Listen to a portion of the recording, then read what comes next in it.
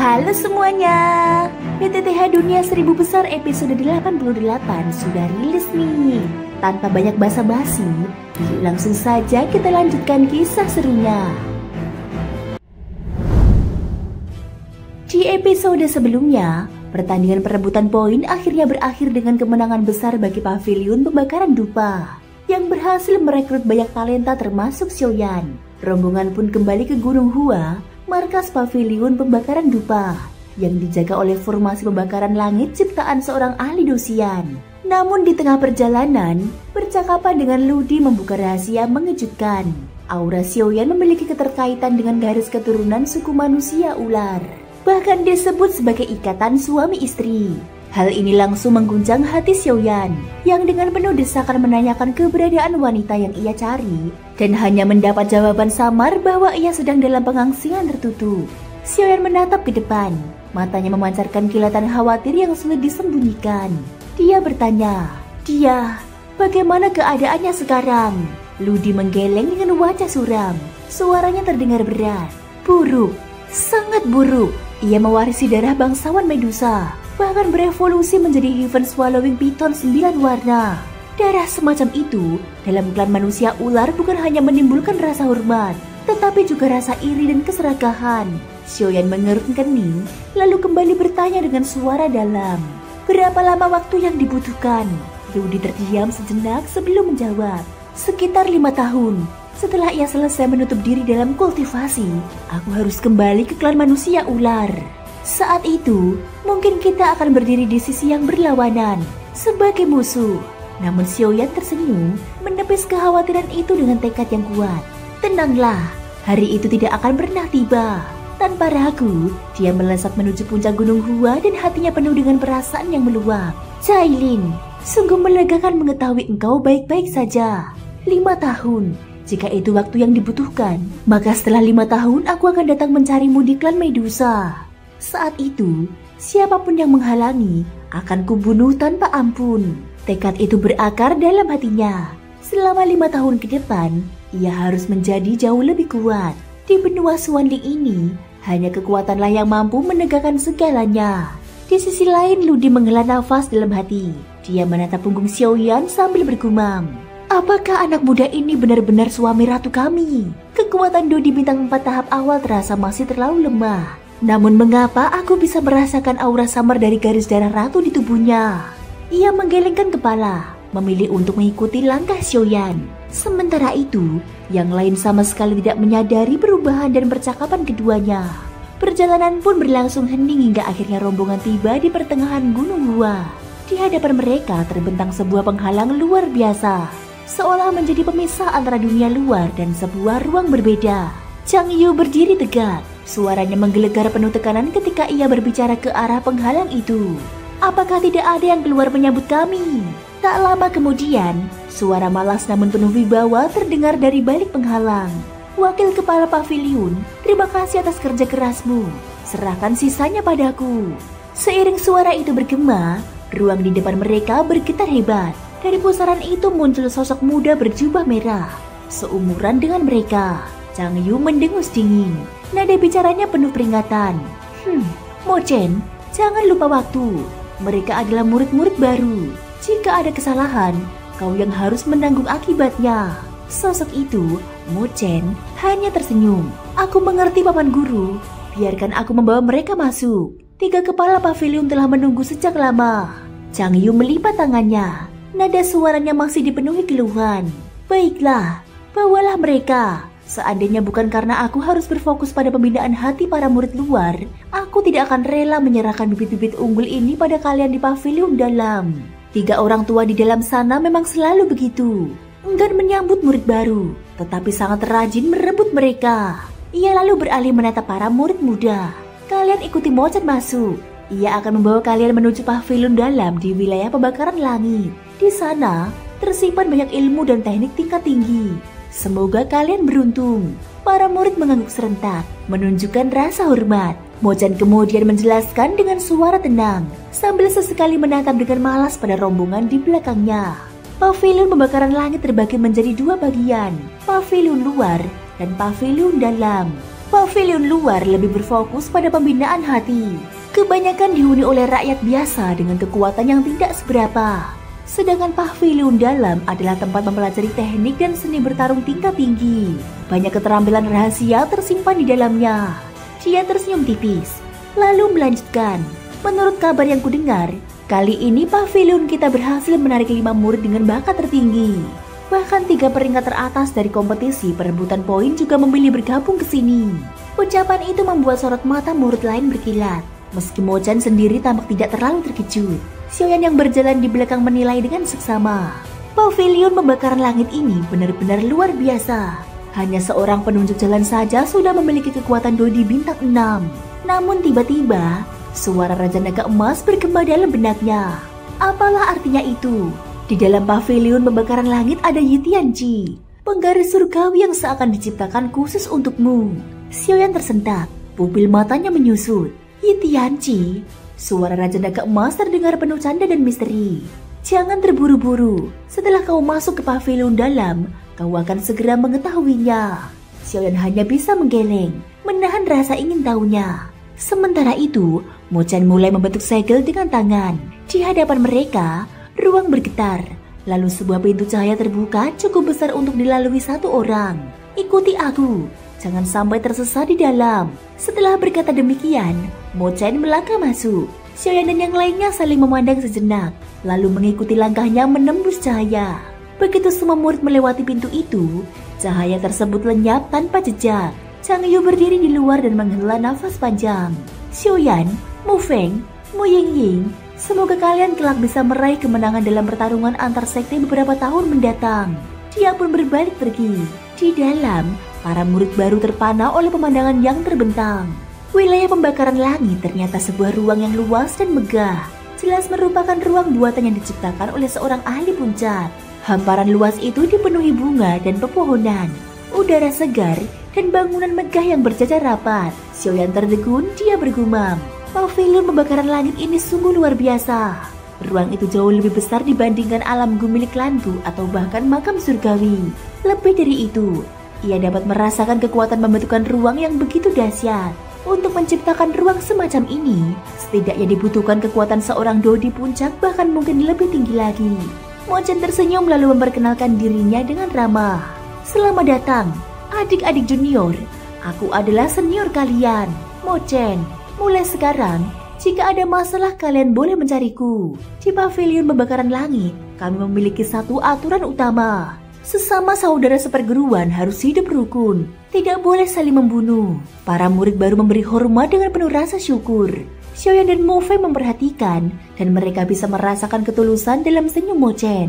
Itu bukanlah senyum palsu, melainkan kegembiraan yang tulus karena kedatangan mereka akan semakin memperkuat pavilion. Mo-chan lalu melambaikan tangan, memimpin mereka menuju sebuah aula besar yang sederhana namun syarat dengan aura kuno. Marilah, 3 kepala pavilion sudah menanti kalian. Selanjutnya, kalian akan memilih tempat yang sesuai untuk berlatih. Xiaoyan mengikuti dari belakang, mengamati berbagai bangunan kuno yang memancarkan aura kuat. Dalam hati dia kagum, menyadari bahwa tempat ini memang pantas disebut sebagai salah satu sekte besar terkuat. Dari kejauhan, 3 sosok berdiri di sebuah menara tinggi. Salah satunya, seorang pria berjubah merah dengan tatapan penuh kasih, menyambut dengan suara lantang. Mo-chan akhirnya kembali. 2 sosok lain menatap penuh minat ke arah murid-murid baru, terutama Xiaoyan. Anak-anak ini sungguh luar biasa, ucap salah seorang dari mereka. 3 orang itu pun saling memandang, lalu tertawa bersama. Kecepatan kelompok Xiaoyan sangatlah cepat. Tidak lama berselang mereka pun tiba di tempat tujuan. Begitu kaki mereka menjejak tanah, 3 sosok misterius segera tampak berdiri di hadapan mereka. Sosok berjubah putih tersenyum sambil berkata, sepertinya para murid kali ini memiliki kualitas yang cukup baik. Sosok lainnya menimpali dengan nada tenang. Itu sudah pasti.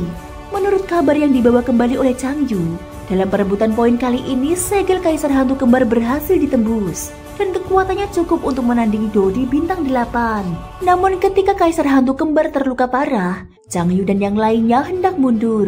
Pada saat itulah, peraih peringkat pertama turnamen meminjam kekuatan Doki dari ketiganya, lalu melancarkan satu serangan yang langsung membunuh Kaisar Hantu Kembar. Sosok kurus di sampingnya mengangguk pelan sambil bergumam. Pencapaian seperti ini benar-benar mengejutkan. Sementara itu, sosok berjubah merah menghela nafas kecil, tampak sedikit tidak berdaya. Kedua orang itu, sepertinya kali ini balai manusia kita akan kembali terlibat. Di tengah suasana itu, Mo Chen melangkah maju. Ia membungkuk hormat kepada ketiga sosok di atas balai agung itu. Orang-orang yang diminta sudah kubawa kembali. Sosok berjubah merah mengangguk singkat. Untuk saat ini pergilah beristirahat. Belakangan ini formasi pembakaran langit mengalami beberapa perubahan. Kau harus lebih berhati-hati. Mo Chen menjawab dengan suara rendah, lalu perlahan mundur keluar. Saat itu, pandangan Xiaoyan beralih ke arah ketiga sosok di hadapannya. Mereka berdiri dalam formasi segitiga di atas balai tengah. Sosok berjubah putih berada di posisi utama, sementara di sisi kiri dan kanan berdiri sosok berjubah merah dan abu-abu. Dari ketiganya tanpa terkecuali, Xiaoyan merasakan gelombang kekuatan yang amat mengerikan.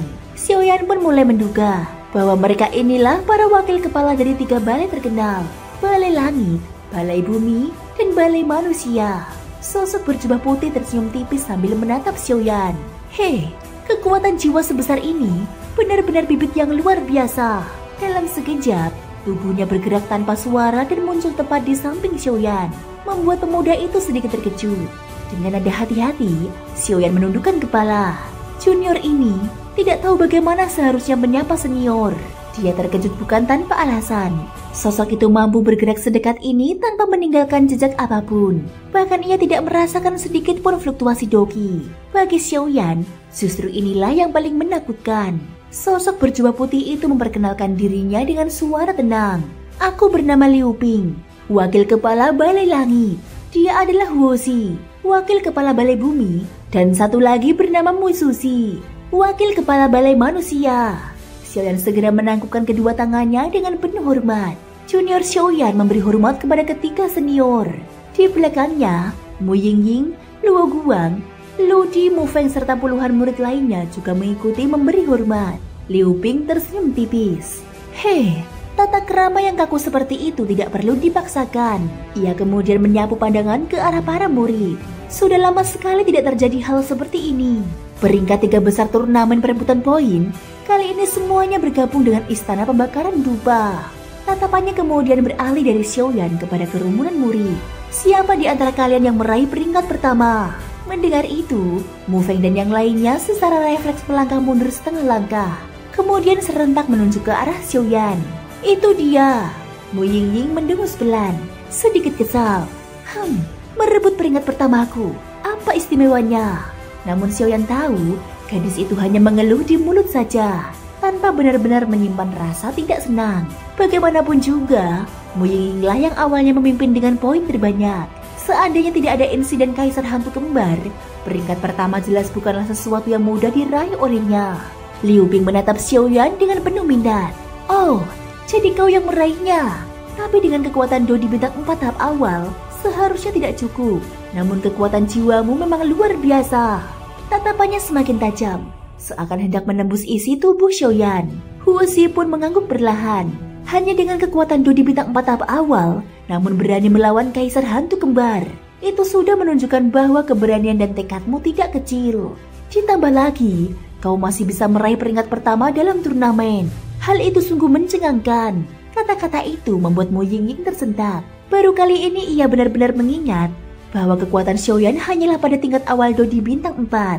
Sementara dirinya telah berada pada tahap sempurna di tingkatan yang sama. Mata Liu Ping berkilat tajam, lalu ia meneliti lebih dalam. Kekuatan jiwamu berada pada tingkat fana dari ranah Kaisar.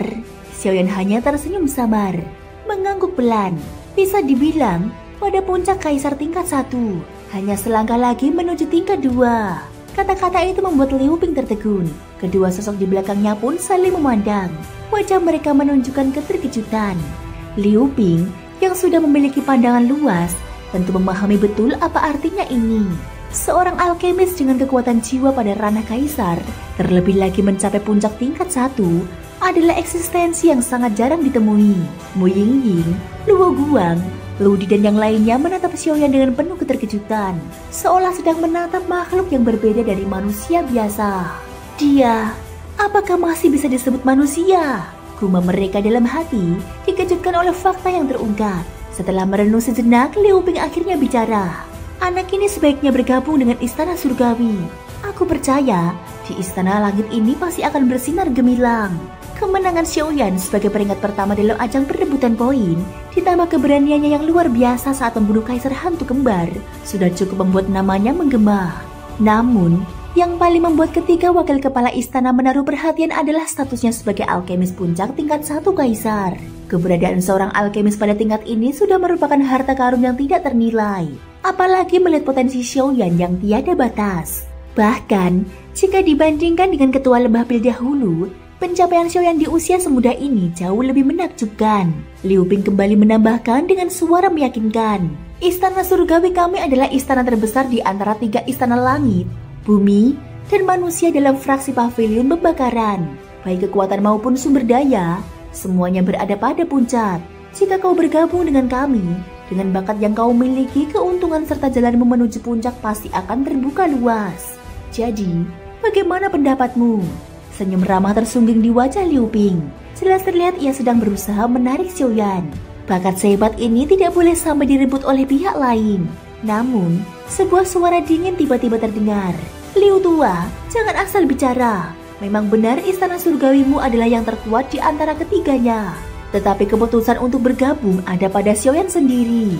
Sikapmu ini jelas mencampuri secara berlebihan, dan itu bertentangan dengan aturan. Ucapan tegas itu keluar dari sosok yang disebut Mu Susi. Liu Ping hanya tersenyum menanggapi. Bukankah istana surgawi memang memiliki hak memilih terlebih dahulu? Mu Xiong tidak perlu tergesa-gesa. Ia memahami watak Mu Susi yang lurus dan tidak kenal kompromi, sehingga tidak mempermasalahkan perkataannya. Di sisi lain, Mu Feng menjelaskan perlahan kepada kelompok kecil yang menyimak. Fraksi pembakaran dupa terbagi menjadi 3 istana, yaitu Istana Surgawi, Istana Bumi, dan Istana Manusia. Di antara ketiganya, Istana Surgawi memang berada di puncak. Kekuatan mereka terus meningkat karena dalam beberapa generasi terakhir, tak henti-hentinya muncul para ahli dari sana. Namun, ketiga istana ini semuanya merupakan inti kekuatan fraksi pembakaran dupa, dan masing-masing memiliki satu teknik unik yang menjadi warisan khas mereka. Xiaoyan sempat tertegun. Ia merasa Mu Feng mengetahui terlalu banyak rahasia internal. Jika bukan orang dalam, sulit baginya mengetahui detail hingga sedemikian jauh. Mu Feng kemudian melanjutkan penjelasannya. Dari ketiga teknik tersebut, yang paling terkenal ialah teknik Ventian Jue dari Istana Surgawi, yang terkenal karena kekuatannya yang mendominasi. Istana Bumi memiliki teknik tangan manguang, suatu kekuatan yang dikenal paling tangguh. Sedangkan Istana Manusia, ia berhenti sejenak, seakan ragu untuk melanjutkan. Melihat itu, Mu Yingying segera bertanya penuh rasa ingin tahu, apa yang terjadi dengan Istana Manusia? Mu Feng pun menjawab dengan nada serius. Istana Manusia memiliki teknik yang paling misterius, dikenal dengan nama Yi Tianqi. Sejak berdirinya fraksi pembakaran dupa, hanya ada 2 orang yang pernah berhasil menguasainya. Banyak murid berbakat masuk ke Istana Manusia dengan harapan mempelajarinya, tetapi tidak peduli seberapa besar usaha mereka, tak satu pun mampu memahami dan membangkitkan kekuatan Yi Tianqi. Hal inilah yang membuat Istana Manusia selalu berada di peringkat terakhir. Xiaoyan terdiam, lalu bergumam pelan, Yi Tianqi. Tatapannya pun terarah pada 3 wakil kepala istana yang sedang berdiskusi. Pada saat yang sama, ia memutuskan untuk diam-diam bertanya kepada Raja Naga Emas. Guru, apakah aku benar-benar harus bergabung dengan Istana Manusia? Suara Raja Naga Emas terdengar dalam hatinya. Tentu saja, jangan tertipu oleh keadaan Istana Manusia yang tamak surut beberapa tahun terakhir. Pada masa kejayaannya, hanya dengan kekuatan 1 istana, mereka sanggup menahan gempuran 9 sekte besar sekaligus dan tidak terkalahkan. Yi Tianqi bukan sekedar teknik biasa, melainkan teknik bertarung yang sangat dalam. Pernah ada seorang ahli puncak dodi dari Istana Manusia yang hanya mengandalkan Yi Tianqi untuk menghadapi 2 ahli dosian, dan ia mampu bertahan hidup. Dari sini saja engkau bisa membayangkan betapa menakutkannya kekuatan teknik ini. Kau harus masuk ke Istana Manusia, dan Yi Tianqi harus segera kau kuasai. Xiaoyan terkejut mendengar penjelasan itu. Seorang puncak dodi menghadapi 2 dosian dan masih bisa selamat. Perbedaan antara dodi dan dosian bagikan langit dan bumi. Kekuatan Yi Tianqi benar-benar menakutkan. Raja Naga Emas menambahkan dengan nada penuh makna. Selain itu, hal yang pernah kusebut sebagai api suci juga memiliki kaitan dengan istana manusia.